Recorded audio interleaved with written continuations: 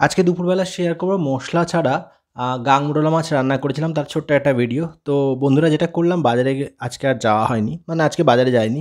বাড়িতে একটু কাজ ছিল তো একজন আ মাছওয়ালা দাদা এসেছিলেন। তো উনি গাংমুরলা মাছ এনেছিলেন ৳৫৬০ মানে ৳১২০ করে কেজি। মাছগুলো বেশ ভালোই লাগলো। আমি ২৫০ গ্রাম নিয়েছিলাম যেহেতু আমি আর মা খাবো আজকে। তো অল্প মাছই নিলাম। তো নিয়ে দেখলাম মাছটা বেশ ভালোই। নিজে কেটে-কুটে মাছ ধুয়ে-টুয়ে নিয়ে মানে ধুয়ে নিয়ে নুন হলুদ মাখিয়ে একদম গরম, গরম তেলের মধ্যে লাল, লাল করে মানে কড়া, কড়া করে মাছগুলো ভেজে নিচ্ছি।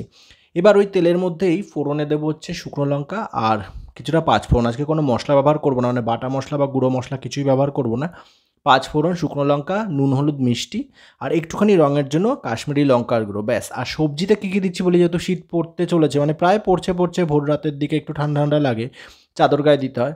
তো এখন সবজিগুলোর মধ্যে মূলো, আলু, তারপর বেগুন আর হচ্ছে সিম এই দিয়ে আজকে রান্নাটা করব। সাথে পেঁয়াজ কুচি নিয়েছি, কাঁচা লঙ্কা ঝালের জন্য কেটে নিয়েছি। মানে চিড়ে নিয়েছি। ২ টো শুকনো লঙ্কা ফোড়নে দিয়েছি, কাঁচা লঙ্কা দিলাম ৩-৪ টের মতন কেটে।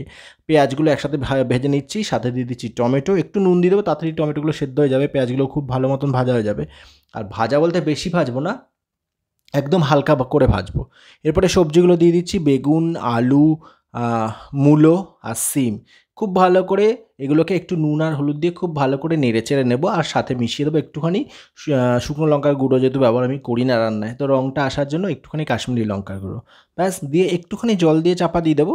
ফ্লেমটা কম করে তাতে খুব ভালো করে কষানোও হয়ে যাবে আর বেশ খেতেও ভালো লাগবে। বেশ একটু ভাজা, ভাজা মানে একটু নরম, নরম হয়ে গেলে সেদ্ধ হয়ে গেলে তারপরে যতটুকু জল দরকার মানে যেহেতু মাখা, মাখা একদম শুকনো, শুকনো করবো তো জলটা বেশি লাগবেও না। তো সামান্য একটু জল দিয়ে একটা ঢাকনা চাপা দিয়ে দেবো। অল্প একটু জল এখানে অ্যাড করেছি। খুব ভালো করে দেখুন এটা মাখা, মাখা হয়ে গেছে, কষানো হয়ে গেছে। তো এবার জল দেবো যতটুকু দরকার। দিয়ে ঢাকনা চাপা দেবো।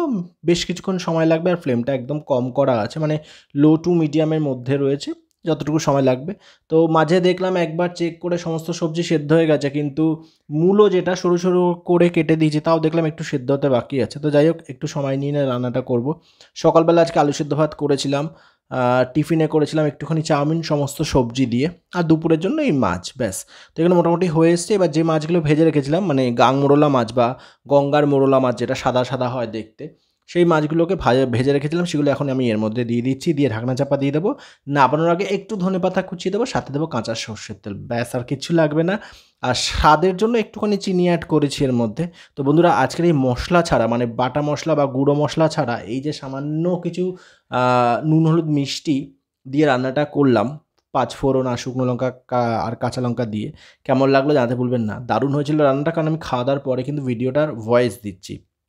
তো এটা রান্না হয়ে গেছে। একটু ধনেপাতা, একটু কাঁচা সর্ষের তেল ওপর থেকে ছিটিয়ে দিলাম। ছিটিয়ে এবার একটা বাটির মধ্যে নামিয়ে নেব। আর পরিবেশন করব গরম, গরম ভাতের সাথে। আমি ভাতের সাথে পরিবেশন করাটা আজকে দেখাবো।